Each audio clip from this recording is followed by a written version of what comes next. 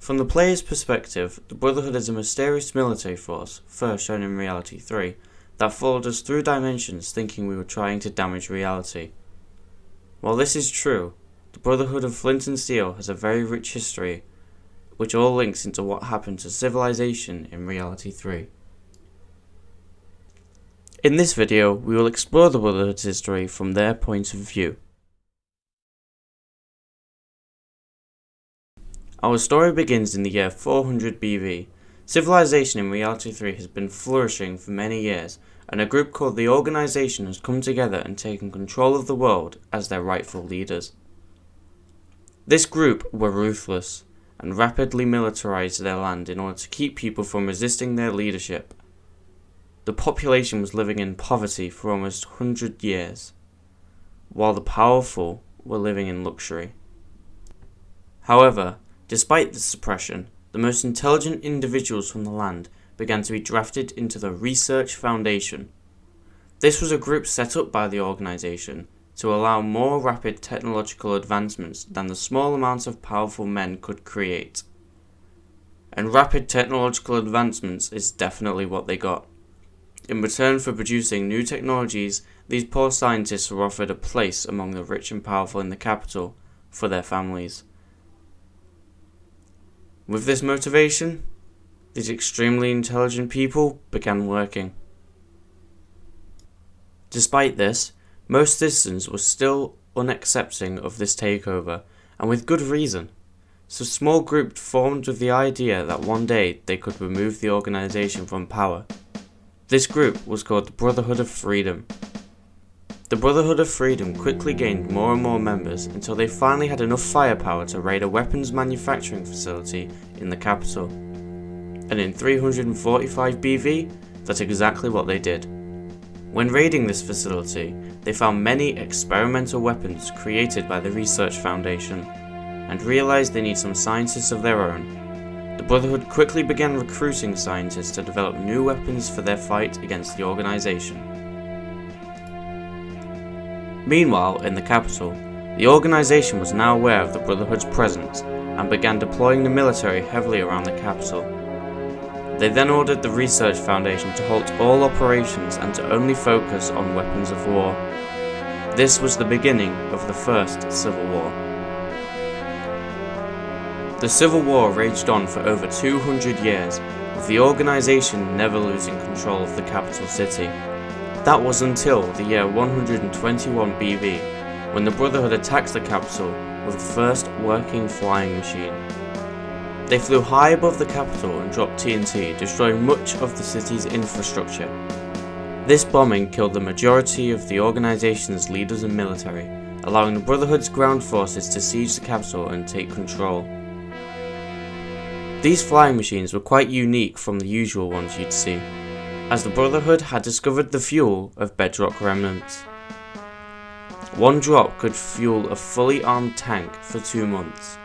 However, it was extremely volatile and would create large explosions if a detonation was triggered. Not taking this defeat lightly, the remains of the organization's leadership ordered the Research Foundation to create something powerful enough to destroy the Brotherhood in one blow.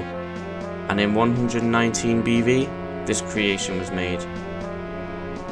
It was called the Behemoth. Created from the remains of a Brotherhood flying machine, it held 500 blocks of TNT compressed into the size of one, injected with enough bedrock remnants to fuel an entire city for 3 years, lined with a netherite casing around the outside. The ultimate bomb. And less than a day after its completion, the Behemoth was used on the capital city, creating an explosion so large it incinerated all life on the surface within 1 million blocks. It wiped out almost all of the population of the entire area controlled by the organization, including all organization leaders and scientists left alive. Most of the Brotherhood was also lost in this blast. Only a handful of members on a recruitment expedition just outside the blast radius remained. This marks the end of the First Civil War. Now the organization was gone, there was a power vacuum, and with the support of the remaining population, the Brotherhood of Freedom was placed in charge, with Elder Harold Johnson being placed as ruler of the land. But this land was too radiated to even take a step into, so the Brotherhood began to move the population underground. For the next 200 years, the population lived underground and continued to develop their technology so they could reclaim their land once again. The Brotherhood regularly sent expeditions to the surface to measure its radioactivity, but they would always find it too hostile. This was until the year 77 AV, when the annual expedition found the land was not only safe, but plant and animal life had begun to re-emerge. However, when the expedition team reported back to their now elder Jeff Donald, he turned them away, deciding to keep the people underground where they could be more easily controlled. One of the expedition members, Alfred Saxon, was extremely frustrated with this decision. The Brotherhood of Freedom was a fraud, and he was going to fix that. He formed a secret sub-faction and began to spread the word about the Elder's treachery. This new sub-faction earned the name of the Brotherhood of Flint and Steel among the population. And after a year of secretly collecting resources and people, Alfred began his attack on the capital. This battle was the start of the Second Civil War. This war raged under the terrain for 3 years, until Elder Jeff Donald was finally killed, and the Brotherhood of Freedom surrendered. With the tyranny of the old Brotherhood finally over, Alfred Saxon was crowned Elder, and began to move back to the surface. The people of the Brotherhood of Flint and Steel were happy, and were allowed free lives once again after over 500 years of tyrannical leaders. Over the next 30 years, civilization was rebuilt on the surface, and everything was returning to normal. That was until the year 104 AV. An unidentified object appeared in the middle of their farming district, releasing a heatwave incinerating all surrounding life. The Brotherhood immediately sent a patrol out to investigate, and there they found a mysterious white capsule. They radioed back the situation, and the military were dispatched, fencing off this mysterious machine. Due to this machine incinerating all their crops, the people of the Brotherhood went into a time called the Great Hunger. Over the next 21 years, the Brotherhood scientists continued to monitor and study this machine. Eventually, one scientist had discovered it was a dimension hopping machine, and took his research back to the capital city. Elder Alfred Saxon then ordered him to begin development of their own version in order to defend themselves from any further threats from other dimensions. And after a few more months of research, construction began, and in 125 AV, the majority of the personnel monitoring the machine were withdrawn. 5 years later, a person appeared in the machine, releasing a smaller but more constant heatwave, killing all plant life and some animals nearby. Only one of the Brotherhood soldiers monitoring the machine remained. This soldier reported their findings to the capsule, just as more and more people began to arrive.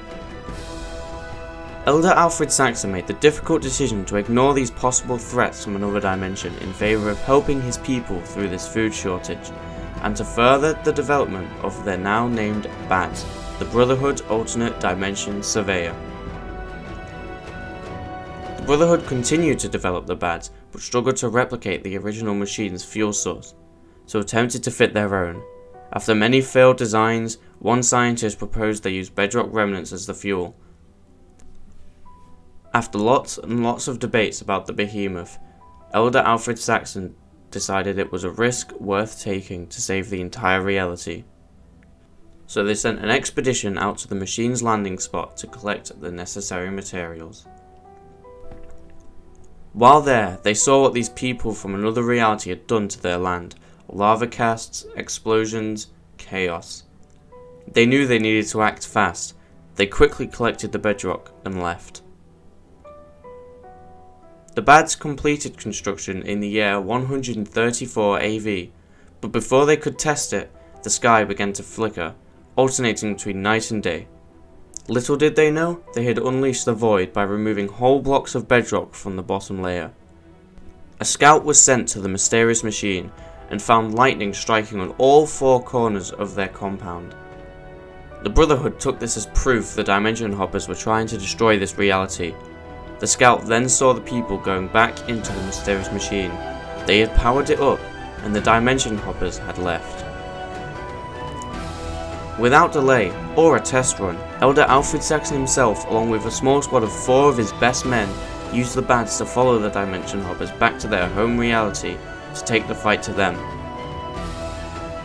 Unfortunately, in Saxon's absence, the Void consumed Reality 3, and all his people with it. Reality 3 was no more. The Bads suddenly arrived beneath a mountain. 2 of Saxon's men scout out the area, while the other 2 help him set up a base of operations at their jump point. The Bads worked. Welcome to Reality 4. On their travels, the Scouts would encounter numerous villages raided by the Dimension Hoppers, and recruited the remaining villagers into the fight against them, while helping them repair their villages and livelihoods. Eventually, enough outposts were made that they could gather the resources safely for their new and improved flying machine, the Eredwin. Over the next few months, the Eredwin was slowly being constructed, surprisingly to no objection from the Dimension Hoppers. And finally, in the year 135 AV, the Eredwin's construction was complete. Too big to be fueled by bedrock remnants alone, the Eredwin was fueled by bedrock itself. But this meant the Brotherhood had once again opened the Void. During construction of the Eredwin, parts of the Bads had been going missing, but so had parts of the Dimension Hoppers machine. This led to the Brotherhood realizing the Dimension Hoppers weren't the enemies, they were also victims of somebody else's sick game. Eventually, the Brotherhood scouts found out the king from this reality had been taking the parts of both machines, and began preparation for an attack on the castle. The Brotherhood knew the Dimension Hoppers were on the castle side, and they also knew that the Dimension Hoppers had tapped into the Brotherhood communications. So Saxon openly announced their plans on their radio network, knowing the Dimension Hoppers would be there to defend the castle. This way they would see the Brotherhood were not the enemies. Then the day came. The Brotherhood sent all their best men into the castle, but the Dimension Hoppers' presence somehow defeated them all, and managed to board the Eredwin and confront the Elder himself. Not surprised by this outcome, Saxon explained the situation and offered them a place as Brotherhood Knights and Scientists. The Dimension Hoppers, now Brotherhood members, accepted and helped the Brotherhood reclaim the Bads and Lads parts. However, the king had been using these parts to build his own Dimension Hopper to escape this reality when it inevitably dies. The Brotherhood takes the king into custody and takes the new Dimension Hopper, the Cads, into the Eredwin. Lambda, one of the Dimension Hoppers, explains that they had to escape 2 realities before Reality 3, due to an entity called the Void attacking through an opening in the bedrock, to which Saxon realizes that they opened the bedrock. And now the race begins to save the reality. The Brotherhood scientists begin planning different ways to defeat/escape the Void, but all agree that connecting the Cads to the Eredwin will lead to the best outcomes, so they get to work. Unfortunately, before they could finish their plan, the Void begins its attack, so Lambda, Saxon and Immortal, another Dimension Hopper, land on the ground and start to attack the Void's forces. However, this is not enough. They head back to the Eredwin where they decide the only way to kill the Void and save the rest of the universe is to replicate the Behemoth bomb, but on a multiverse scale. To create an explosion this big, they use the Cads now attached to the Eredwin to dimension hop into the Void, the space between all dimensions, and detonate the Eredwin's bedrock fuel, creating an antimatter explosion. Then, using the Cads, the Dimension Hoppers spread the explosion across multiple realities, causing an explosion so big it kills the Void, once and for all. However, this destroys Reality 4, the Eredwin and many other realities, leaving only the Dimension Hoppers alive, and no Brotherhood members left. That was until the Dimension Hoppers received a message.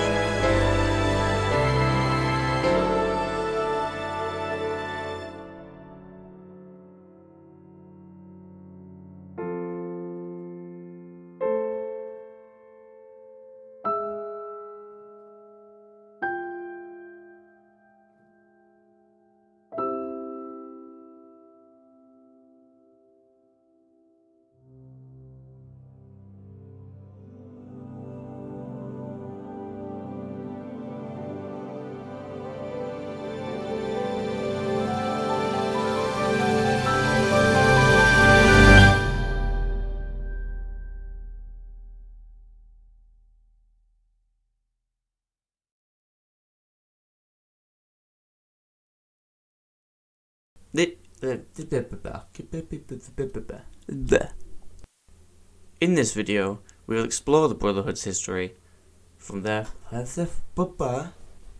Why can't I say this?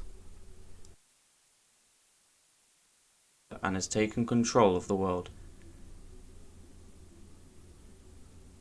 Why did I stop? Meanwhile, in the capital, the organization was now aware of the Brotherhood's presence and began deploying the military heavily around the capital.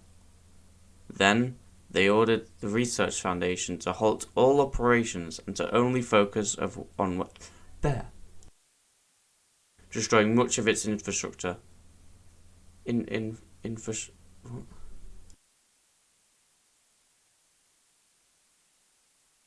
These flying machines were unique, as the Brotherhood had discovered a fuel. Speak! These flying machines were quite unique from the ones you'd usually see, as the Brotherhood had discovered a fuel of the fuel.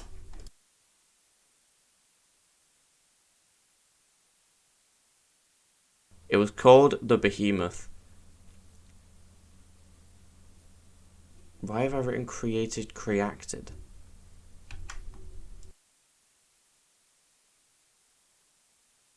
And after a year of secretly collecting resources and people, Alfred begun his attack on the capital.